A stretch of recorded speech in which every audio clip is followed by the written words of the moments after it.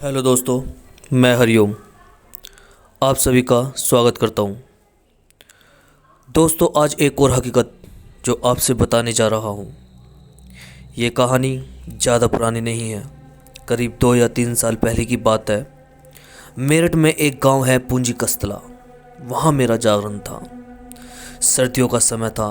गांव में शाम के 6 बजे ही ऐसा हो गया था कि जैसे रात के 10 बज गए हों। खैर दोस्तों, रात के ठीक 9:30 बजे जागरण शुरू हुआ।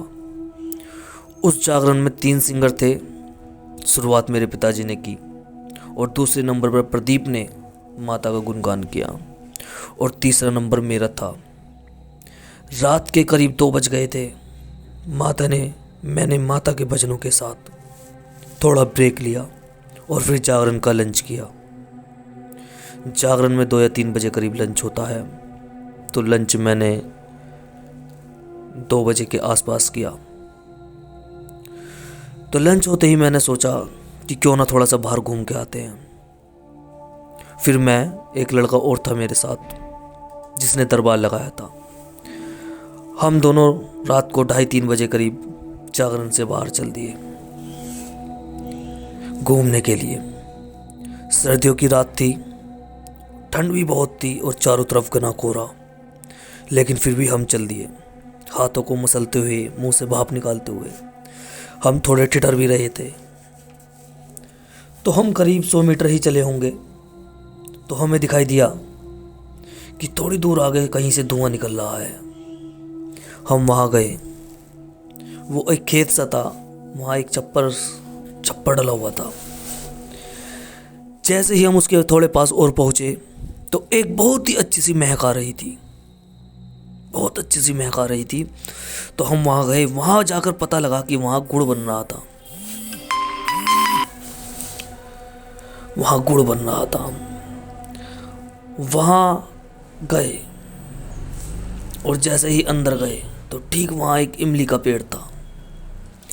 जब हमने ऊपर की तरफ देखा तो हमारी रूह कांप गई। डर की वजह से मेरे पैर कांपने लगे थे।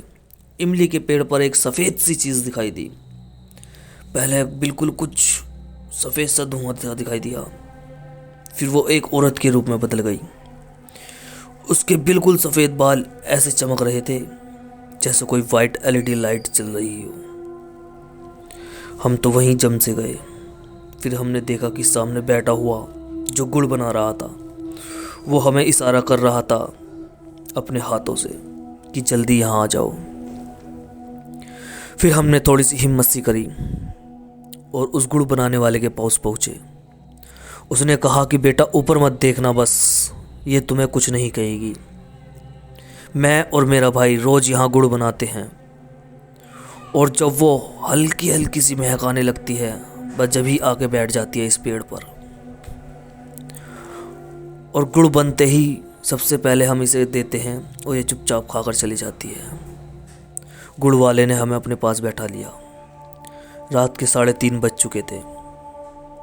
गुड़ बनकर तैयार हो गया तो गुड़ वाले ने एक दोने में ताज़ा गुड़ रखा और आगे की तरफ सरका दिया। हम दोनों ऐसे बैठे थे कि जैसे मूर्ति हों और उसे देख रहे थे। गुड़ को देखकर वो पेड़ से नीचे आई, मानो जैसे कितनी भूखी हो। जैसे जैसे वो चल रही थी उसके पैरों की आवाज़ हमारे दिल की धड़कनें और तेज कर रही थी। उसके पैरों की आवाज़ धप धप धप हमारे सिर में टकरा रही थी। इतनी भयंकर ठंड में भी हमारे पसीने छूट रहे थे। उसने गुड़ उठाया, उसी पेड़ की तरफ चल दी। उसने किसी को कुछ नहीं कहा और ना ही किसी से कुछ बोली, बस चुपचाप गुड़ उठाया और चली गई।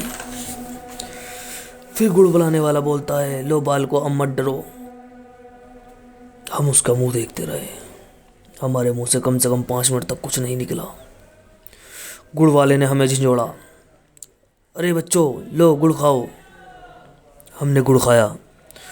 गुड़ बहुत अच्छा बना हुआ था। फिर वहाँ से हम चल दिए। आज तक याद है वो इमली का पेड़ और वो गुड़। धन्यवाद दोस्तों। हेलो दोस्तों, मैं हरिओम